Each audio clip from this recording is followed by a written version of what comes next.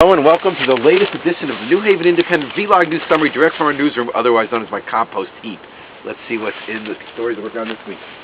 How nice. The city of New Haven went to all the trouble to put a notice in the Compost Heap that there's going to be street sweeping and they're going to tow cars.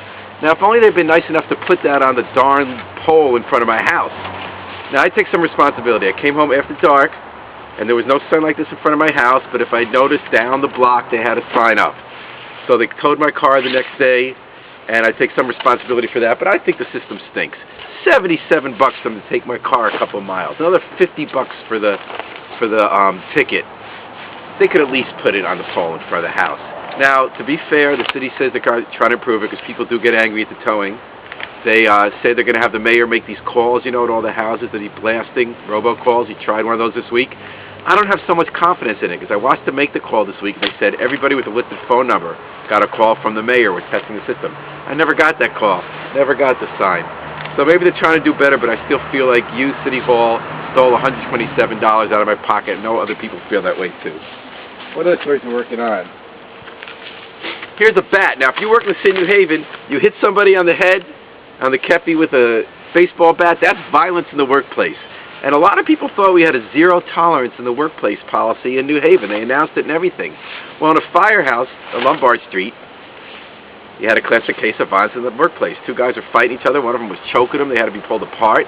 They didn't even get disciplined. And in fact, the supervisor said, let's keep this quiet. Let's not tell anybody. Well, after the Independent wrote about it, they investigated the incident and decided that was handled fine. But it turns out there's no zero tolerance policy because it was never run by the unions. And contracts that they had with the unions overrode it. So now they're going to negotiate with the unions. Let's see if there's a real zero-tolerance policy. But even that policy said people may be disciplined. We saw what happened on Lombard Street. Speaking of bats and 3 strikes, I want to salute New Haven State Rep Tony Walker. She's one of the few people at Hartford this week to stand up to the madness in the reaction to those horrible, brutal murders of 3 people in a family in Cheshire earlier this year.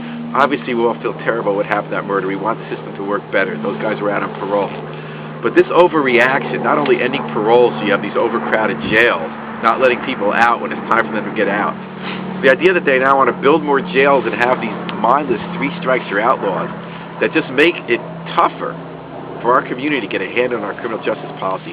Tony Walker stood up and said, A, these laws you want to pass, 3 strikes you're out, wouldn't have prevented those murders, those horrible murders in Cheshire. And B, instead of building more jails, why don't we get more of those programs that help people turn their lives around and be re-embraced in the community? So next time, this is the New Haven Independent Vlog News Summary. Remember, always pick up your trash.